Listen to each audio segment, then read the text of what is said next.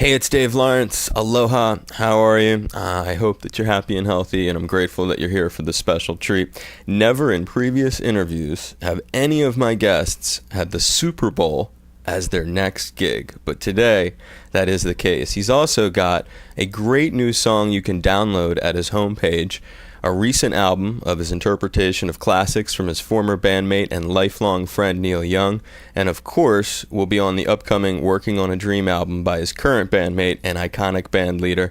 It is a real pleasure to welcome back our good friend from Bruce Springsteen and the E Street Band, guitarist, vocalist, songwriter, and gifted multi-instrumentalist and artist, Nils Lofgren. Aloha, brother Nils. Hey, aloha, Dave. How are you? I'm good, man. How you been? I'm good. Thanks for the great wind-up.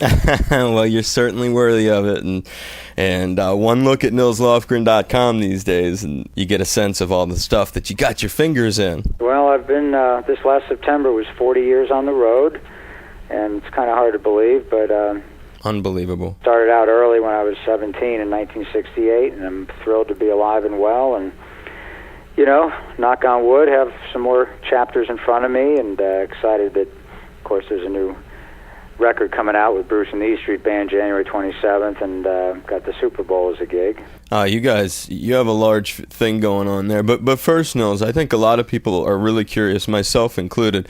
Anyone who's been following your the notes that you post at nilslofgren.com, or anyone who just stays in touch with what's happening in music knows that rock's most famous trampolinist is recovering from some serious surgery, and you know, I'm sure everyone wants to hear an update right from you on how you're feeling.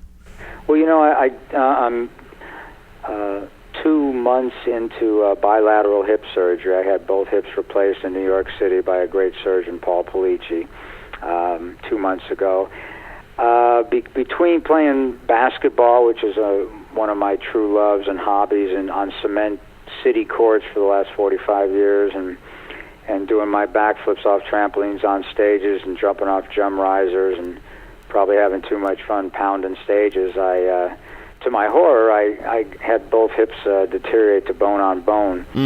Took 15 years, started with one hip and then the other, but the last few years they've both been bone on bone, and it's been rough, and I finally got to the point where I just had to do it, and fortunately I got a great surgeon, and I'm on the mend. I mean, it's kind of a freaky thing, and the body's going to grow in, around, and through these things for 10 to 12 months, but I'm 2 months into it, and although I'm appropriately stiff and sore, I'm on the mend and healing well, and just kind of doing the rehab and trying to get used to being this cautious and patient, with my body, which I'm not used to being, but everything's headed in the right direction, so just trying to be a good patient and get well as soon as I can. I'll certainly be fine to do the Super Bowl, and my plan is to, by this spring, move into my acoustic shows, get back on the road and start playing the clubs and doing my own thing again. And certainly if, you know, Bruce makes a decision to do some playing, I'll be there too. So we're just going to, you know, take it as it comes. What is it exactly for those of us? I mean, because it's a frightening thing. You're certainly just one of many rock stars now at this point who people who are fans are always with them in spirit when something terrible happens or when they go through any sort of changes or surgery. I know Paul Stanley, Eddie Van Halen. I can't think of some of the other cats that I've heard who have had hip replacement surgery. But what is it exactly? Is there like a plastic or metal device that they put in there? Or? Well, there's quite a few things you can choose from, but a lot of the newer ones, they're titanium rods down your hip, and then there's a titanium ball that goes onto a knob sticking out of your hip. I had this titanium that's oxidized, so the surface is ceramic, but it's not a ceramic shell because they're starting to break and squeak inside of people, the ceramics. Oh, man. So it's an oxidized surface, which is very hard and smooth, and then there's kind of this polythene plastic, like half an egg, large thing that snugs up into your pelvis with a titanium cover, and it has holes and grated edges in it for your body to grow in, around, and through, kind of like vines and roots. It's pretty freaky. Oh, man. But it is. I've never heard any of this. It's major carpentry, man. It's kind of ugly. But the good news is it's very successful, that particular joint, if you do the rehab right. So right. I got a lot of good reasons to be, be careful and do the right thing, get as well as I can and carry on. Man, yes, you do, and that's certainly so. No more trampolines, is what I'm understanding. Well, the doctors did say that the new hips love motion and they hate impact.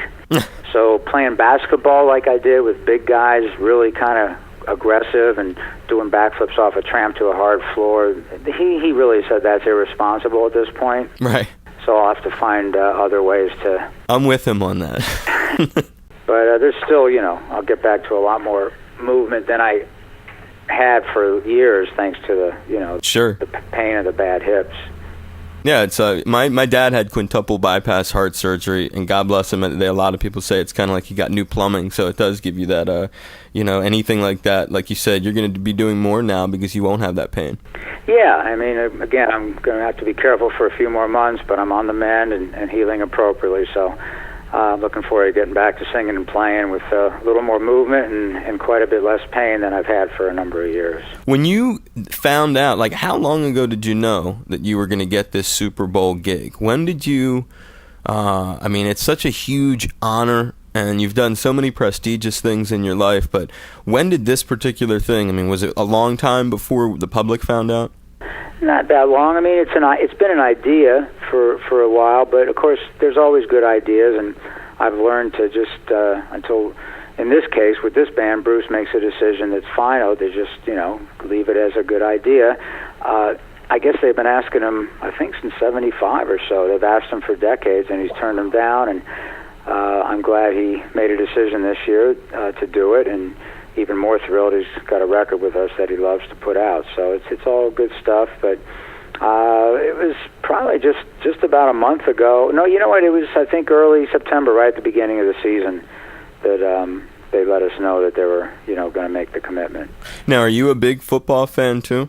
Yeah, I'm a big NFL fan. I grew up in D.C., so I'm a big Redskins fan, and my wife Amy's from New Jersey, so a big Giants fan. Of course, when they play each other, we root for separate teams, and Giants kicked the Redskins' butt yesterday, sadly. And Arizona Cardinals are doing well, still leading their division here. They're notoriously bad for many years. And yeah, I was gonna say, I assumed you're rooting more for Arizona these days. Yeah, well, they got a good run going. So of course, selfishly, being an honorary New Jersian and New Yorker, because of my contacts, everyone's hoping it'll be the Giants and the Jets at the Super Bowl with Bruce playing the halftime. So that would be a little greedy and too much to hope for, but obviously that's a nice dream for anyone in the Jersey, New York area. Certainly. That sounds exciting just for people to be watching it on TV. So when you do that, that's a complicated gig. Have you had any of the technical, are you actually, when you do the Super Bowl, do you get to play live? Is how does that end up transpiring? Is it actually live right there?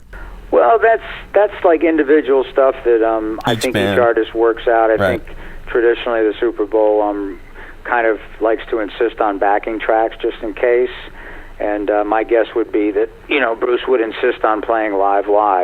I'm not privy or involved with the day-to-day blow-by-blow negotiations, nor do I want to be. Right. But that would be a safe guess, is that, Bruce and the E Street Band will certainly play live, and whatever happens will happen.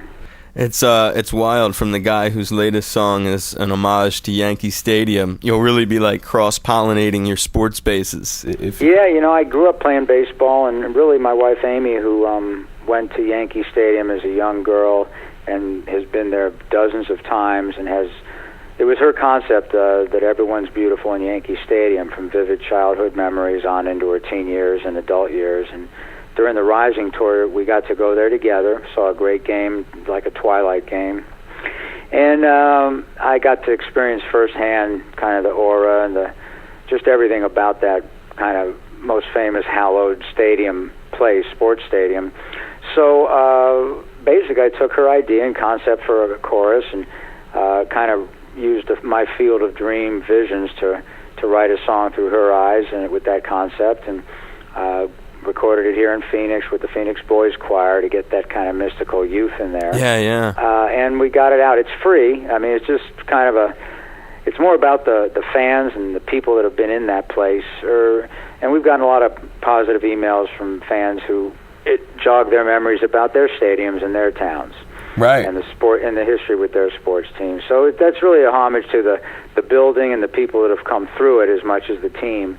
And it came out great, and it's just free at nilslofgren.com. We're just trying to share it with sports fans and music fans alike, and it has a great sentiment and story to it. Yeah, I have it posted as well at my site at davelawrenceonline.com, and I think you're quite welcome. It has it's cool to hear you paying tribute like that, and then I thought, wow, and then he's going to be going to the Super Bowl. I wonder how much, that means to him versus, the baseball thing. Well, you know what, I grew up, I played some baseball, but I gravitated to basketball and football. Certainly I had to stop playing football when we were kids. We were crazy, and we played tackle football with no gear, and it was mayhem. But and basketball was something until my hips went south. I played all the time as an adult, but I beat myself up pretty bad. I still love both games, and hopefully once I mend, I can get back to some mild basketball. Can't play the way I used to, but that's all right.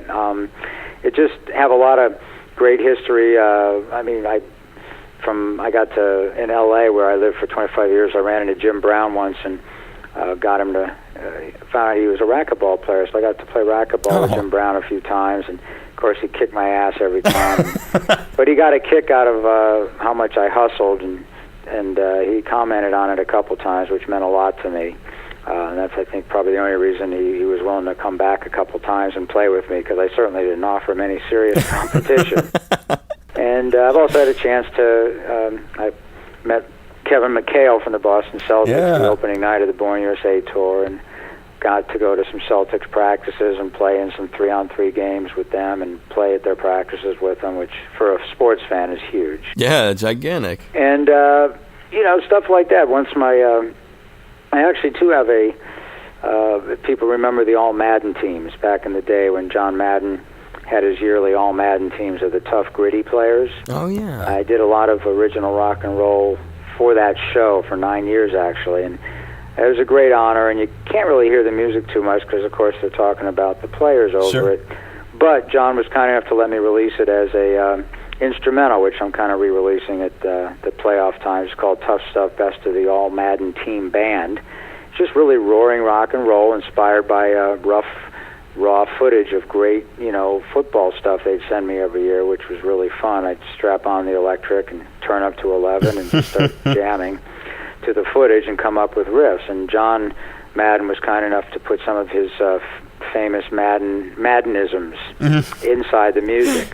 And that's also available at nilslofgren.com. That's a good word for them, Maddenisms. Yeah, it's really great to hear him in there. And actually, his producer, Bob Stenner, who's an old buddy from L.A., one day he took me up to Wayne Gretzky's house, probably the greatest hockey player of all time. And Wayne gave us one of his buddies, and me and Bob and a buddy of Wayne's took on Wayne and two of his pals in a great 3-on-3 match at a half-court basketball, cement basketball court, and surprisingly, me and Bob's team took them 2 out of 3. And it was kind of shocking to play some really aggressive basketball and beat Wayne Gretzky.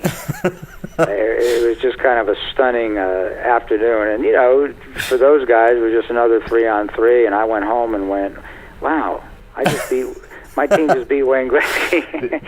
And of course, Wayne's our coach here in Arizona, the Coyotes.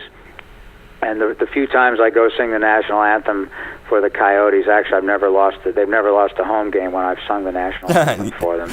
And it's always with great pleasure I get to remind Wayne about beating him in basketball. I'm sure that you take advantage of Which that. not many people get to do. Right. And certainly a lot fewer non-professional athletes get to do it.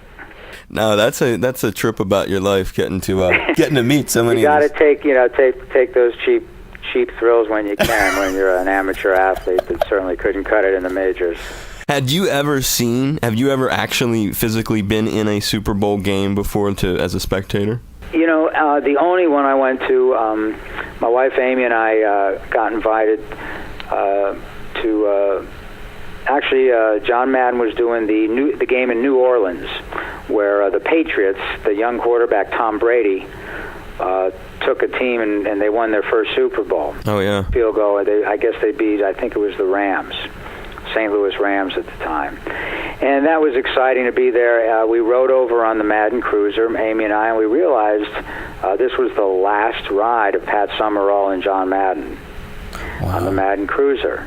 And, of course, you know, it wasn't a bittersweet thing at the time because they were preparing to do a Super Bowl. Sure. The announcers. So they were totally into it, and it was an exciting thing and a great ride. And that's the only one we've ever been to, and it was really a lot of fun to be there. It was a kind of an overwhelming spectacle, and Paul McCartney and U2 played at halftime. Oh, dude. And love Paul McCartney, of course, love his Beatles stuff, you know, most of all. That's how I fell in love with rock and roll, through the Beatles. But U2 did a very stirring thing at halftime, and you know, they're such a great band, and I love that band, but I completely was mesmerized because they rolled down roll call names of all the people that had died at 9/11. It was just very overwhelming. And that's heavy. And so that was a great experience, and we were spectators. And to go back now and do the halftime show with Bruce and the E Street Band is going to be a very cool thing.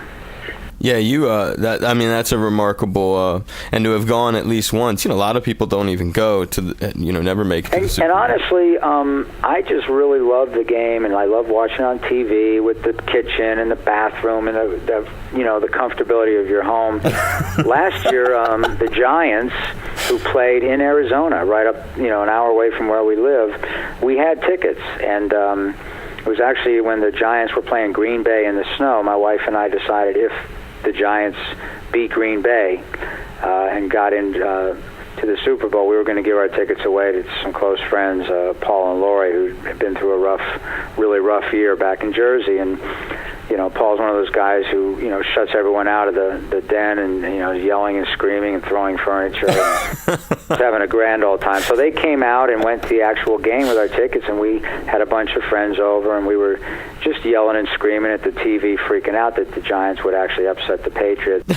Who at this point, after 3 Super Bowls, I was rooting big time for the Giants. I was getting sick of the 18-0 perfect, Patriots, and I just the most unlikely upsets. One of them in history, really, if not the greatest one since the Jets' Namath upset. The AFL won the Super Bowl as those leagues merged. It was just a beautiful, extraordinary game that the Giants were able to come back and do that and win that game. So that was very exciting last year, and of course, selfishly, I wish we played last year because it was here in Arizona, right, where I'm living.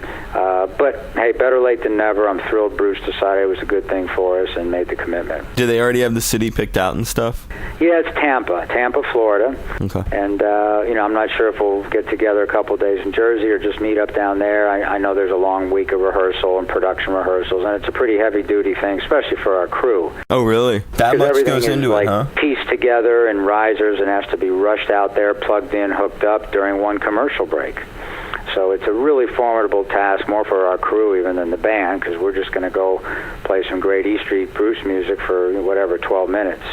And it's really a challenge for the crews to figure out how to get it all out there, plugged in and ready to go during one commercial, because we're a big band. And they put on a huge show, man. Last year, was Petty the one last year? Yeah, Tom Petty was extraordinary, and the Heartbreakers. Remember the thing with the guitar, how they made that, like, on the field, it looked like the guitar and the arrow or whatever and the heart, right. Like, it all came together visually. When you were watching that on TV, I mean, that was such a production when they brought him out there, so I can just imagine. And it was great, they sounded amazing, played great. It was just one of the best, best I've ever seen. Yeah, no, that's ferocious stuff. Well, I'm sure you'll be posting little updates, and fans will be able to get some more insight at your site, where you also have a very interesting live CD that you did recently, The Loner, Nils Sings Neil. What led to you coming up with that? My manager, Anson Smith, pointed out that the acoustic live CD and the live acoustic DVD, Nils and Friends, at a show in Virginia, are by far the most popular items in the last 10 years, and suggested I consider singing my favorite Neil Young songs in an acoustic setting. And I didn't know if I liked the idea. I mean, I love Neil Young's music. I love Neil and have a great history with him. And so I didn't know if I could do the songs justice or if there was any creative reason to do it even. But what I did, I sang about 20, 30 songs for 2 weeks at home to my dogs and cats. I didn't record, I didn't produce, I didn't even arrange really. I just sang and let the songs go where they were going. And after a couple of weeks, some of them stopped sounding like good karaoke. started feeling a little special, and I realized after about a dozen of them started feeling like they had my stamp on it. It might be a cool record if it was completely live with one instrument, no production, no overdubs, just a live performance. And I had kind of a historic piano here that belonged to my wife's father, who she never knew, with a lot of history to it, kind of a tragic history. And I had this old D18 that was a gift when I was 18 years old, and I did the After the Gold Rush album. Yeah. And that was the obvious guitar to use because it used to belong to Neil, and he used to write on it. So with these two instruments with a lot of history and character, I set out to do live versions of some of my favorite songs, and I got, I was hoping to get 10 or 12, and came up with 15 that felt right, and we thought it'd be a good thing to share. And so, that's available at the website, too. It's not released or distributed by anybody. It's just nilslofgren.com. You can pick it up. And, just grassroots stuff like that is fun to do. And yeah, man. I started a beginner's guitar school for people who think they're not allowed to play rock and roll guitar for fun because they have no talent or rhythm. Yeah, I was going to say, give your online lessons a plug because it's really cool what you offer there. It's a way so to get close to you. People think that without talent or rhythm, they can't enjoy the gift of music. And you certainly, for the most part, can't be a professional without talent or rhythm, although some people have tried and succeeded. But I'm a good teacher. I spent 10 years studying classical accordion. I learned a lot briefly when I took a few months of lessons as a beginning rock guitarist from some great teachers. And really what I'm trying to do is, while you navigate the more difficult hand gymnastics of making chords and transitioning from one to another, which can get frustrating, I try to give people things to do with one finger that they can do immediately every lesson and play with me, and it feels and sounds like music, just to show them really what's going on here. And the goal is to really be able to enjoy yourself and play music. And I leave it up to the student how hard you want to work on the tougher stuff and negotiate that with the fun stuff, one-finger stuff. And, people are crazy, bosses are crazy, people got kids, sick parents. So I try to counsel people, look, if all you want to do for a couple weeks is do the fun one-finger stuff and you don't want to practice or get cramped hands and don't even bother with stress, then don't. Here's stuff you can do with one finger that feels like music today. Play along with me and enjoy it. And as you go down the road, if once in a while you want to do some harder stuff for 10, 15 minutes, it all builds up. And it's just a journey I'm trying to get people on to enjoy, because that's really what it should be. What a great attitude, man. I mean, if that isn't the sell. Well, it's tough. It's funny because the last 8-9 years now I've become a pedal steel guitar player and a dobro player and a bottleneck dobro in the E Street Band, and that's how I did it. On a day off, I'd drag the pedal steel to the hotel room, and even if it was just 20 minutes here and 20 minutes there, learning one riff at a time, it all adds up. Yeah, and so I'm just trying to impart some of the gifts I've learned as a student still of music to let people have some fun with it as a beginner. You have a lot of insight like that, and that's why it's great to point that out. Not every artist offers that. It's a way to sort of get closer to artists that you admire and people that you know are talented. Sometimes it's great to see what makes them tick, and it's exciting for me to kind of revisit some of these shortcuts and practicing tips that I've learned. It just reminds me of them as I continue to carry on trying to get better at what I do. And anytime you pick up an instrument, you can learn something, and having some great teachers was extremely helpful and remains so. And so I just wanted to try to share some of that as I continue on that road myself. You mentioned your multi-instrumental nature and the E Street Band. What is the in terms of things on your plate, something that is enormous would be the next Bruce Springsteen record, Working on a Dream. What are you doing on that record beyond guitar and vocal work? Well, we've got 4 guitar players between Steve, Bruce, Patty, myself. Even Susie plays guitar. Certainly on the records, Susie does more fiddle singing, and Patty does a lot of singing. And right. Bruce plays a lot of guitar, and Steve too. So a lot of times, I'll play some guitar here and there, but a lot of times I'll do some of the oddball sound effect things with the pedal steel, the dobro parts, some of the more little, idiosyncratic things, just because that's something I'm good at and have a lot of experience on my own records. But it's just kind of an organic thing, Usually we get in there and everybody throws a lot of ideas on tape. I'll get ideas from Bruce or Brendan O'Brien and get those on tape, and those guys are great. They're like, you hear anything you want to throw down? And I might hear some things that they didn't, and I'll put them on tape, and it's just this giant, beautiful jigsaw puzzle that the two of them later can digest kind of what parts go best with other parts, as opposed to being locked into anything as you go. It gives them the freedom to kind of just, move things around and see how they interact and feel. And I mean, I've heard a lot of the record in the studio, but I certainly haven't had a chance to hear the finished thing, so I'm as excited as anybody else to hear the final record in January. And there's a couple songs out right now just this week you can hear for free on the MySpace site. So I just checked them out this morning, and they sound great. You mentioned Bruce and Brendan O'Brien, and what an extraordinary producer who's chalked up a lot of great work behind him. And you talk about him, I'm a little curious, when you're in the studio, he really does work heavily, I guess, on if he hears a song and thinks, well, it would be better if you moved this around here, or maybe you put this. I mean, he really grabs a tune and molds it sort of, as a producer. Well, yeah, he's a great producer and has a lot of really good ideas. And he also, it's kind of a very efficient way of working, to work with. In my case, I went down and spent a couple of days putting on ideas, and sometimes too he'll work on in another room, working on something with Bruce, and just leave me there with an engineer and say, hey, here's a couple tracks. You hear something, throw it down.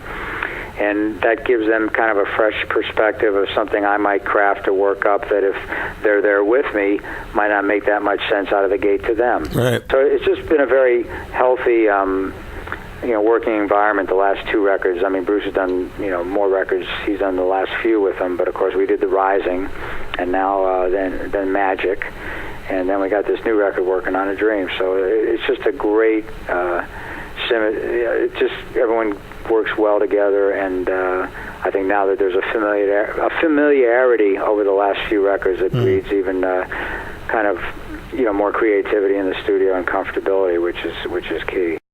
Some of the things that you guys have done together, it's like it takes the E Street Band into a whole new place, and one track in particular, which I would point out, and it's it's a year older, or over that at this point, but Radio Nowhere.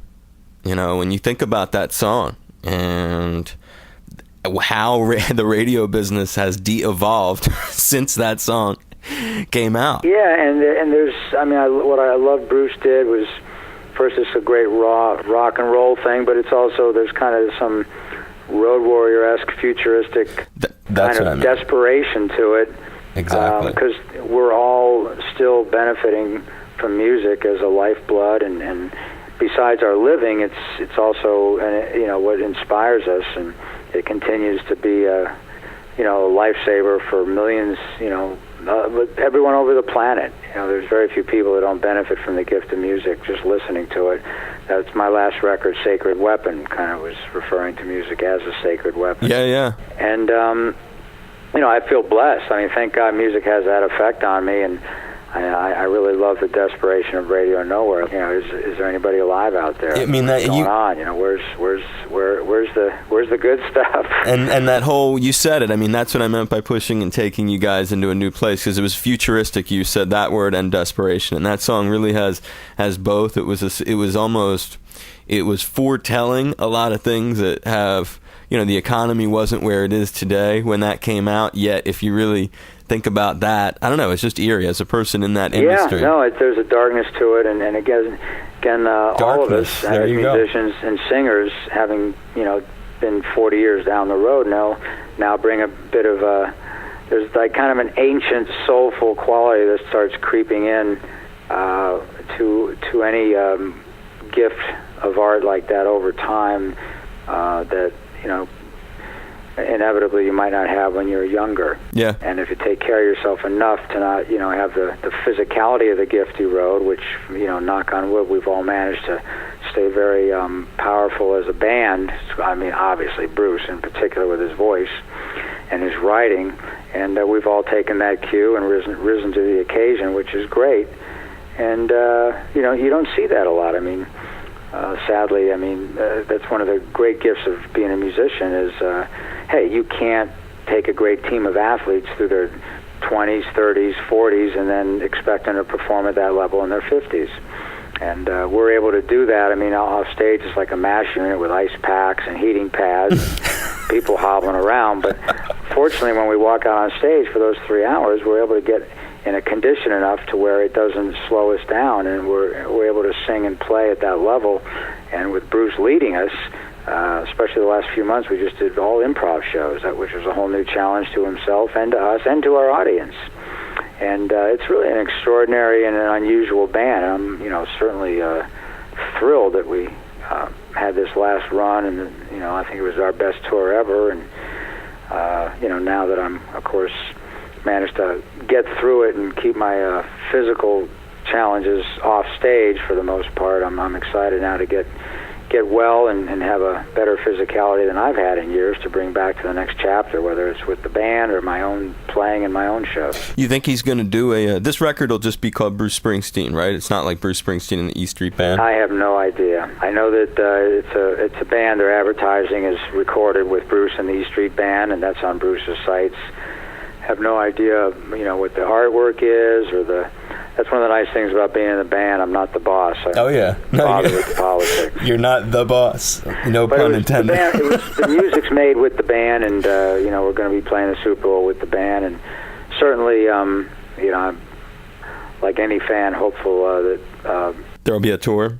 Bruce and Patty will consider going out and promoting a bit with the band, which, of course, is something they have to weigh against being parents and what's going on in their lives. And with Christmas coming up, probably be a decision that they might make by Christmas, but I really don't know. That's really up to him, and he knows we all want to play, and if he's up for it, we'll all be there with bells on. And it's a very great part of music history that he's like the caretaker of and the creator of. And you have a great role in it, Nils. I mean, you're right there. You're part of the E Street Band, and you're part of this super E Street Band that has been reunited since '99 or whatever, I guess. And yeah, I mean, Patty and I joined 25 years ago this May, and we've had a great long run with. And even though the band took a long hiatus, we've all been out doing music in some fashion, keeping our musical chops up and our spirit in the game. And ever since '99, when Bruce put the band back together, we've done, I think, some of our best shows. Yeah, you have. It's just, like I said, it's like the super E Street Band, especially with you and Steven up there together. And I was thinking, in addition to your Super Bowl gig, is there going to be anything like with the Obama inauguration? I know Bruce was, a huge supporter of Barack. Is there going to be a gig or something that maybe you guys do? I don't think so, but I don't know. I would assume, because I know I watched Bruce do some great playing on TV at a few different events for Obama, who actually my wife Amy threw a big election night party, and it was I wasn't sure if we should do that, but she was so confident that he was going to win, and she invited Republicans and independents alike. Aww. And she warned everybody she was a bad loser and a bad winner. So actually she wound up being a pretty gracious winner. But it was an extraordinary night and historic night, because most of the people in our home were for change and for Obama. Sure. And obviously I know it brought a great sense of hope and relief to a lot of people, and certainly I know I feel safe speaking for Bruce, and he's made his opinions clear. But I would, and again, I'm not speaking for Bruce. I would just assume if he's going to be at the inauguration, he'd come out with a guitar like he has, and I just don't see it as a place to bring 100 crew members and a giant 10-piece band to play a few numbers. But that's just my guess. Oh, I'd say so. My opinion would be like throw you guys up on stage. Yeah, but it's about President-elect Obama, and it's really not about a band party. I know. It's really about him, and again, one of the things when you move a band of that size, you're talking about 100 people. Right. I'm just telling you, I don't think it's a place where that is going to happen. Right. No, I would imagine, like every other, the 3 or 4 times Bruce and Patty have gone out and sang for Obama, they've done that in with just 1 or 2 instruments. I know Roy was out there playing keyboards on one gig, but it just seems like a venue where you need to have the intimacy of a smaller and more personal touch, which Bruce brings with his guitar. I guess I just always think of those Clinton inaugural balls where they had like one a night for an entire week. They had Allman Brothers Band, they had Fleetwood Mac. I mean, they had so many. Yeah, I mean, I honestly, you know what I mean? There have been. Although I voted, I voted for Clinton and against. I think who was Clinton running against? I forget. But anyway, I think the E Street Band at the first Clinton inauguration went down and played, and I didn't go. I was half hour away in my home in Maryland. And you know what? I actually voted for Clinton, but I'm so anti-politics. Right. And I'm so upset with the job that politicians and the government has done in my lifetime that I didn't go down and play. And all my own bandmates were a little miffed at me and a little surprised. But I just, honestly, this is really the first time I really feel like I voted for somebody instead of against somebody. Sure. And I'm very excited and hopeful. Oh, me too. Me too. Obama's presidency, and hope that all the people that voted the other way are pleasantly surprised too, and we just need a lot of change and a lot of help, and hope he can direct us towards that. It's been interesting to watch as different people, different stars line up behind things, and I tend to agree with you. Politics is a lot of nonsense in so many ways, but this time it did seem a bit different, and it was wonderful to watch the video clips of Bruce playing at these moments where he would go out there by himself, and he has such a rousing way of inspiring you with the things that he says, and then he can do it with just a guitar and his voice, and sort of, it's a 1-2 punch, if you will. Yeah, he's such an eloquent speaker, and to have someone with that kind of vision and similar vision and purpose where we need to go as a country and a planet, I was happy for my country. I was happy for Bruce and Obama when he participated, and I just have great hope and prayers for the future. Yeah, no, I think it's going to be an optimistic time. I was looking at some of the historic gigs and things that you've done that are noteworthy and things that I had never discussed with you before, and I realized a couple of little things I just wanted to hear your take on. My loyal listener Larry from Mililani here on Oahu wanted some background on what inspired you to do Keith Don't Go back in the mid-'70s. Well, I actually wrote the song a couple years before that record was made on the Tonight's the Night tour with Neil Young. I had the piece of music, and I was looking for some kind of 3-syllable theme. And on the road in England with Neil Young doing the Tonight's the Night show, it seemed like everyone... Well, I talked to a lot of people who were aware of my great admiration, and I'm a big fan of Keith and the Stones. I really fell in love with rock and roll through the Beatles and the Stones. And everyone started telling me about Keith and their worries and concerns for his health. And I just got the idea that I could take the concept Keith Don't Go and write a thank you note for all the great music, but in addition take a dark piece of music and make it a little more dramatic with a plea for him to, take care of himself and his health and continue to share his gifts with us. That's where I got that idea and wrote it on the Tonight's the Night tour, I think in '73 in the UK. It's an inspiring song, and certainly neat that all those years ago you would be thinking about someone else in that way. Well, and again, it's still one of the most awful moments. I think I was in my mom and dad's house at Bethesda, Maryland, and Wilmette Court, and was just rushing to go somewhere, and I overheard on the radio that Jimi Hendrix had just OD'd and died, and I'll never forget that. It was just such a terrible blow, and that was just a time period where you started realizing that, music, a love of music, didn't exempt you from your mortality or your heroes.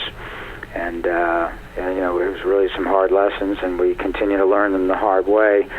And, thank God Keith's somebody who's still around making great music and continuing that legacy. And I hope it goes on another 100 years for him. Did he ever comment on the song, or has he ever? No, I've run into him at his shows. He's always been kind and gracious, and actually yelled at a photographer to come over and take a great picture of the two of us together once, and as he went off to do an interview, he told the photographer, "You make sure Nils gets a copy of that." And of course, the guy was panicked to make sure that happened, and it did. It's up on my wall, and I don't even know if he's heard this song, but I know he knows about it. He knows I wrote it, and I think he understands the spirit in which it was intended. Oh, sure. Do you remember in 1979 with the Stranglers and AC/DC opening for the Who at Wembley Stadium? That was like we did a festival tour all over Europe with the Who, and Bon Scott was singing Highway to Hell every night, and I used to remember going into the hotel lobbies, and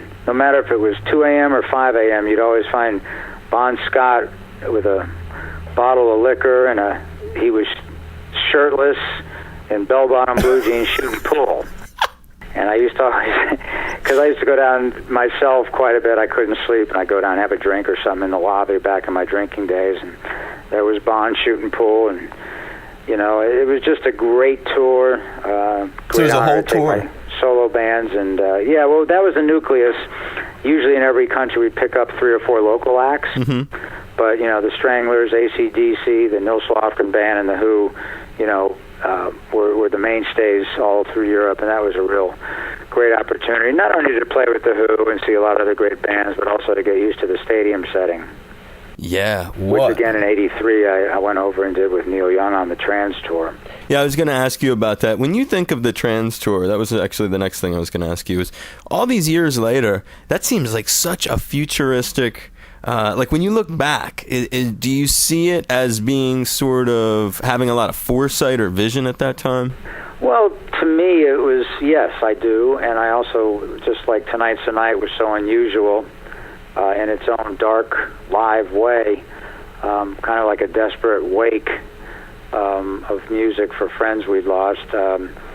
And Neil again came up with, he had the first synclaviers, the first 2 fully loaded synths made, synclavier synths, and these vocorders where you'd sing into a headset, and I'd be singing and all these strange sounds and voices would be coming out of my mouth, and there were these different characters that he wrote about and assigned to machines that gave them kind of personalities and souls as they assisted. I think he really got the idea from his bridge school where he was creating technology to assist severely handicapped children. That's right. Have some power and control over train sets and just things that gave them some, some freedom and some hope. And I thought this was such groundbreaking stuff. And then to interface that kind of music, computer age and sample and hold, just these wild new techno things with, then we turn around and I jump on the After the Gold Rush upright piano and we do Southern Man or, Old Man and Heart of Gold. It was just such a great combination of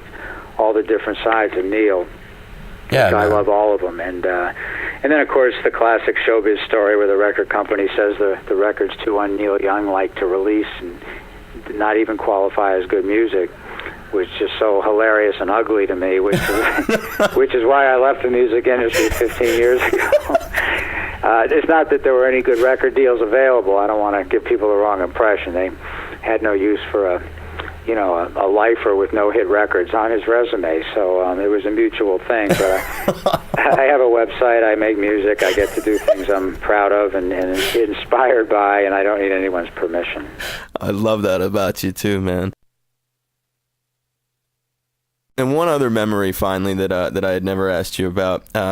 We talked about basketball earlier, but one thing that you did in 1991, you got to do one-on-one basketball with Howard Stern. Yeah, That was freaky. I had just come from Kevin McHale's house when he was playing with the Celtics, and I'd actually been to a practice and played with the Celtics, and I was a giant basketball fan. And, Howard just offhandedly asked me how tall I was, and I said, I'm 5'3", and he said, well, I'm 6'5", and I'm like, yeah, you're tall. I said, well, I don't play basketball, he said, but technically it would be impossible for you to beat me because of my height. And I went, well, Howard, you're 6'5", so yeah, you should be able to beat me in basketball, but if you're bad enough, somebody my size could probably, do all right against it. And he said, no, it would be a physical impossibility, and we got into an argument about it. And it led to a challenge match at Nassau Coliseum where he challenged me to a game, and we played two halves, Walt, Clyde the Glide, Frazier. The New York Knicks was the referee, and he got Curly Neal from the Harlem Globetrotters to be his coach. And actually, he worked out with the Globetrotters, and he did a whole shtick. It was an hour show, and fortunately, despite all the hilarity and vulgarity of a Howard Stern show, we did play a game, and I beat him 34-4. So it was, every time during the afternoon, as he would, hurl insults at my, whatever. I mean, he said, I'm so small, I'm not a midget, I'm a fidget. And every time he tried to insult me, I'd say, what was the score again? And I'd point up to the scoreboard and have him take a look at it, which obviously was, and it was funny. It was one of those things where I got to yell at him and, say, you're an embarrassment to every man over 6 foot. You should be ashamed of yourself. How could you lose to a fidget? What a fidget. It was just a funny thing, but thank God, because I went through all the shtick, which was pretty maddening. I mean, he had like half a dozen strippers for his cheerleaders, and he got me half a dozen women that were 50 pounds overweight. God bless him, but he just did the whole shtick. He got Asia, a porno star, to sing the national anthem with the Columbia University marching band, and it's kind of like, da-na-na-na-na, oh, say, can you see? Just did his whole shtick, and thank God I beat him 34-4, made the afternoon bearable. Do you still have any relationship with him, or was that just... Yeah, no, I don't talk to him much, but if I ever run into him, and Artie Lang I just talked to the other day, and my wife Amy and I are big fans of his radio show. Amy in particular is a huge fan of the show, and Artie Lang in particular, we just got his book and are enjoying that. But I helped him out with a couple events when he was like burying competition in Cleveland once, and still listen to his show a lot with Amy, and are a fan of his. I mean, not all the stuff. When it just gets vulgar, we tend to turn it off. But he does still do some great interviews with guests occasionally, and it's just, honestly, my wife Amy loves it so much and gets such a kick out of it. I kind of vicariously enjoy it through her too, even though I'm listening with her. Some of the stuff I'd rather not. I just kind of tune out the vulgar stuff, but she's so dialed into it and the crazy characters that it's actually enjoyable to see her get off on it so much. Oh, I mean, I was a huge fan. I was very inspired by a lot of his creativity. Certainly during the OJ era, his show was at a peak when he had Billy West in there. Yeah, he's obviously a groundbreaking DJ. Yeah, and, groundbreaking. Very creative guy. I mean, some of the fortunately for my sake, he can't play basketball to save his life. But he did come up with a great word, a fidget. Yeah, it was great. Like you're so small, you're not even a midget, you're a fidget.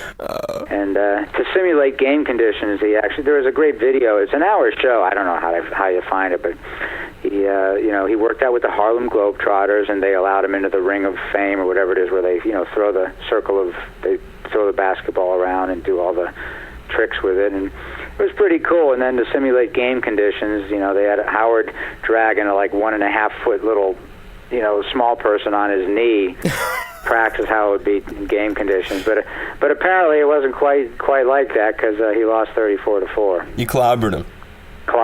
Had a bad first half, but second half my shot started dropping and it was all over. Oh, well, that's even better then. Then it's even better for everyone watching. There's some suspense and build-up. I like that. Yeah, it was funny. It was a good hour. One of the better hour shows he ever did when he first started doing that hour TV show, and most people agree with that. No, that's cool. Well, as a closing note, Nils, if you would give your on your website one last plug at nilslofgren.com, there's something special you're doing, and I've always told people you're a very down-to-earth and caring, considerate guy. You have a guitar auction. Give a plug for that, which helps out the food bank. Yeah, we have Ralph Steadman, who did all the illustrations for Hunter Thompson, the famous writer of Fear and Loathing in Las Vegas, and many other great books. If you're familiar with Ralph Steadman, he's a very famous painter, and he doesn't sell original art. And he painted a Fender Strat for my wife Amy for her food bank charity, and we've got an auction on my website. You can go to nilslofgren.com. There's a slideshow. We're looking for some, obviously some rich philanthropic type people who are familiar with Hunter Thompson and Ralph Steadman. Sadly, Hunter went and killed himself last year. Right.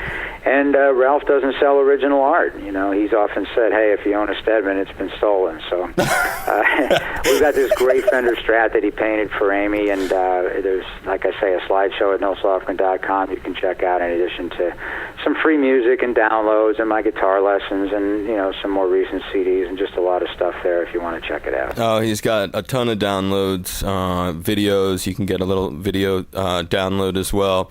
Learn a lot about your history, get the acoustic record. I think the lessons are a very unusual thing. Again, I think for a lot of people, it's a great way to learn a little bit more about, especially if you play, to learn a little bit more about maybe your favorite artist.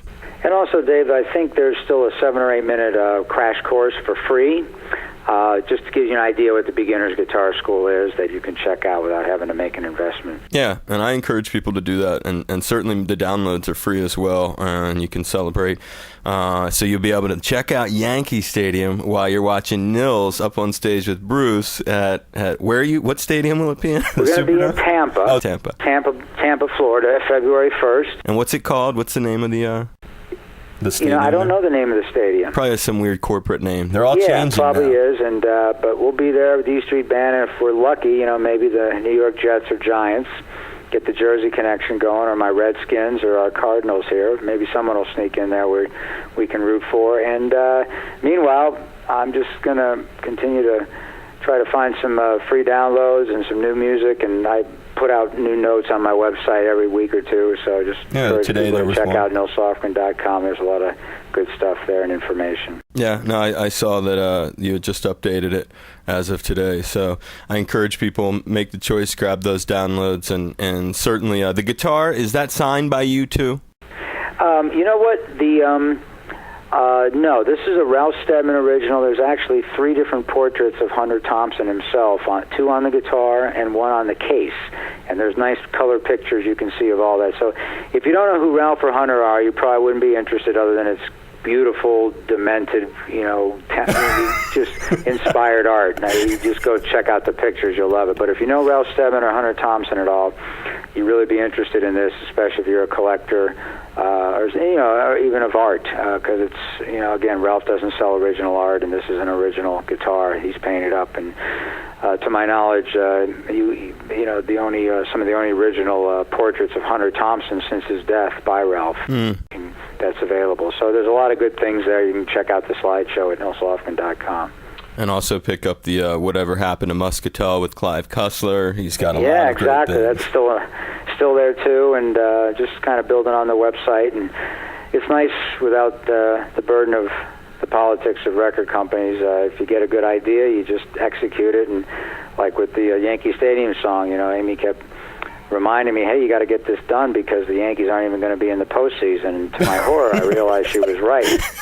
So we got it done, and thanks to technology, we didn't need anyone's permission. We put it up on my website, and but we didn't. Actually, it was Anson, my manager, to his credit, encouraged me and Amy to say, hey, why don't you just have it be a free thing for the fans? And we thought that was a great idea. So it's free, and encourage any sports fans or music fans to go check it out. And again, we throw my national anthem too, which was Amy's idea, just because it's kind of a good rendition.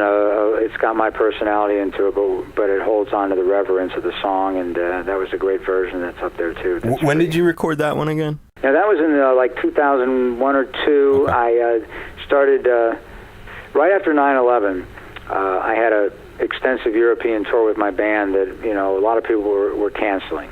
their tours, and we had to decide whether to cancel or not. The obvious thing was everyone was freaked out, so we just cancel everything, hunker down at home, and figure out where the world's going next. But anyway, I talked to Amy, and long story short, we decided to go, and we did quite a long tour in Europe, and it was kind of homesick, you know. It was a time being away from home at that time. So we worked up a version of the national anthem I'd been singing acoustically with the band, and we did it every night, and it just caught a great version of it on the double live CD that's a free download on my website. It's really cool. It's another great thing there.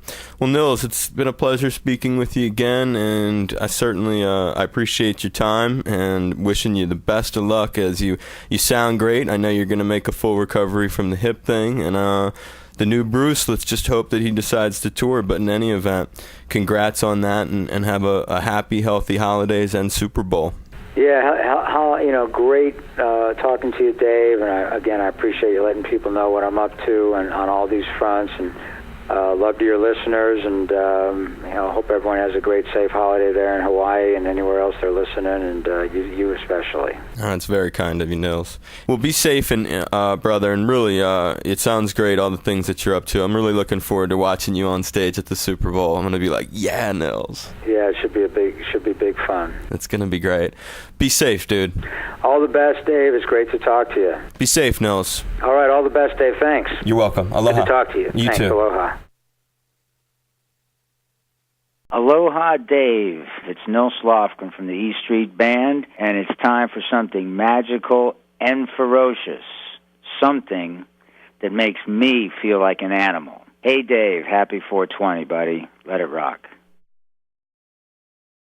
How you doing, everybody? It's Nils Lofgren from the E Street Band. We're all cruising here with our dear friend Dave Lawrence. Keep on rocking.